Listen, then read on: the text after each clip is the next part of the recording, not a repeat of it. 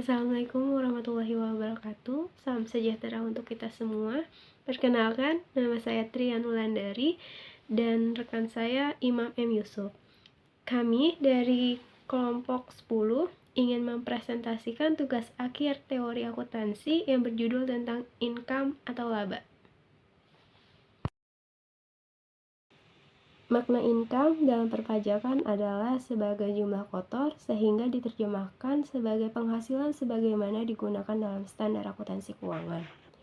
Dalam akuntansi sendiri, istilah income adalah dimaknai dengan jumlah bersih sehingga istilah laba bersih menggambarkan apa yang dimaksud dengan income dan lebih menunjuk pada konsep FASB. Sedangkan dalam teori akuntansi, laba biasanya lebih menunjuk pada konsep FASB disebut dengan laba komprehensif. Laba komprehensif dimaknai sebagai kenaikan aset bersih selain yang berasal dari transaksi dengan pemilik. Tujuan pelaporan laba. 1. Indikator efisiensi penggunaan dana yang tertanam dalam perusahaan yang diwujudkan dalam tingkat pengembalian atas investasi. 2. Pengukur prestasi atau kinerja badan usaha dan manajemen. 3. Dasar penentuan besaran pengenaan pajak. 4. Alat pengendalian alokasi sumber daya ekonomi suatu negara. 5. Dasar penentuan dan penilaian kelaikan tarif dalam perusahaan publik. 6. Alat pengendalian terhadap debitor dalam kontrak hutang dan alat motivasi manajemen dalam pengendalian perusahaan, serta 7. Dasar kompensasi, pembagian bonus, dan pembagian dividen. Terdapat 3 konsep laba. Yang pertama, konsep laba konvensional.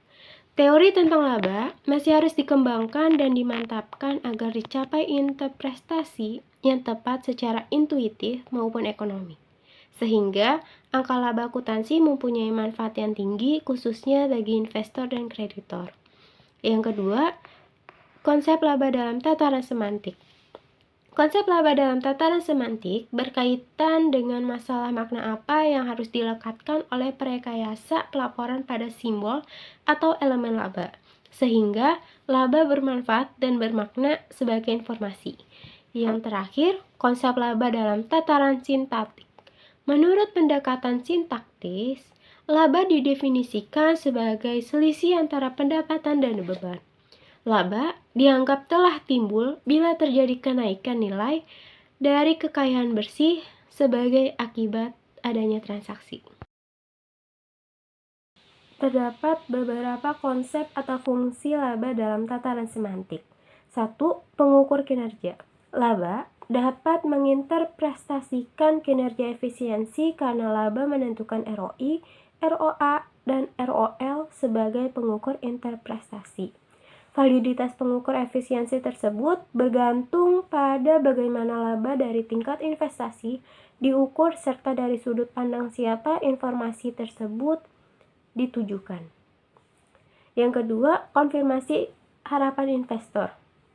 Perekayasa pelaporan berusaha menyediakan informasi mengenai harapan investor atau pemakai lainnya di masa lalu tentang kinerja perusahaan memang terrealisasi. Dengan demikian, laba dapat diinterpretasi sebagai sarana untuk mengkonfirmasi harapan-harapan tersebut. Yang terakhir, estimator laba ekonomi. Akuntansi menganut asas akrual untuk mendapatkan suatu angka yang lebih bermakna secara ekonomi daripada sekadar kenaikan atau penurunan kas dalam suatu periode. Pendekatan pengukuran laba dalam tataran sintaktis. 1. Pendekatan transaksi. Menurut pendekatan transaksi, laba telah timbul pada saat terjadinya transaksi, khususnya transaksi eksternal, yaitu transaksi yang terjadi dan melibatkan pihak luar seperti transaksi penjualan. Yang kedua, pendekatan kegiatan. Laba dianggap timbul bila kegiatan tertentu telah dilaksanakan. Jadi, laba bisa timbul pada saat perencanaan, pembelian, produksi, penjualan, dan pengumpulan kas. Serta yang terakhir, pendekatan pemertahanan kapital. Nilai aset dan kewajiban merupakan konsekuensi dari pengukuran pendapatan dan biaya atas dasar konsep penandingan. Laba merupakan konsekuensi dari pengukur kapital pada dua titik waktu yang berbeda. Baik, selanjutnya yaitu mengenai laba dan kapital. Laba sendiri diartikan sebagai kenaikan aset dalam suatu periode atas kegiatan produksi yang dapat dibagikan atau didistribusikan ke dalam bentuk bunga, pajak maupun dividen.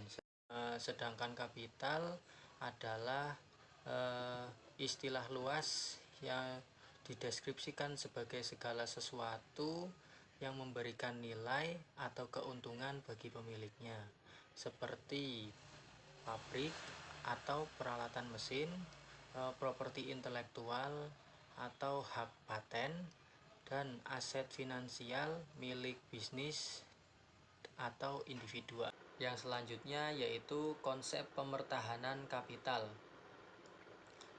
Konsep ini didasari oleh gagasan yang menyatakan bahwa entitas, perusahaan, atau investor berhak mendapatkan imbalan atau retur dan menikmatinya setelah kapital investor dipertahankan keutuhannya, dan diharapkan dari pemertahanan tersebut kapital yang tertanam dapat selalu berkembang.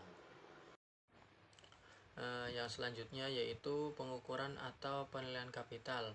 Pengukuran kapital pada dua titik waktu yang berbeda menimbulkan masalah konseptual karena jalannya waktu, beberapa hal yang bersifat ekonomik berubah dan harus dipertimbangkan, diantaranya yaitu unit skala pengukuran dan dasar pengukuran. Yang selanjutnya yaitu jenis-jenis kapital. Yang pertama ada kapital finansial. Finansial kapital adalah kemampuan atas sumber keuangan yang dimiliki oleh para pelaku usaha. Umumnya para pelaku usaha mengawali bisnisnya dengan modal sendiri. Yang kedua yaitu kapital fisik, adalah memusatkan perhatian pada kemampuan sumber-sumber ekonomi yang dimiliki oleh perusahaan untuk memperoleh laba dari kegiatan produksi barang maupun jasa. Yang selanjutnya yaitu terdapat beberapa skala perhitungan laba, diantaranya yaitu satu, skala pengukuran adalah unit pengukuran yang dapat dilekatkan pada suatu objek atas besar kecilnya dan tinggi rendahnya suatu objek tersebut. Yang kedua yaitu skala nominal, adalah satuan rupiah dengan memperhatikan daya beli. Yang ketiga yaitu skala daya beli, merupakan skala untuk mengatasi kelemahan dari skala nominal rupiah.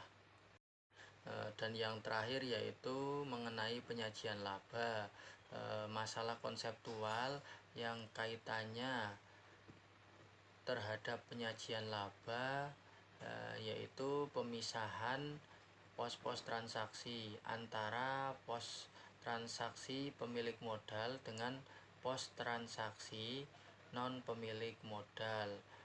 Pada umumnya dilaporkan melalui statement laba ditahan atau statement perubahan ekuitas.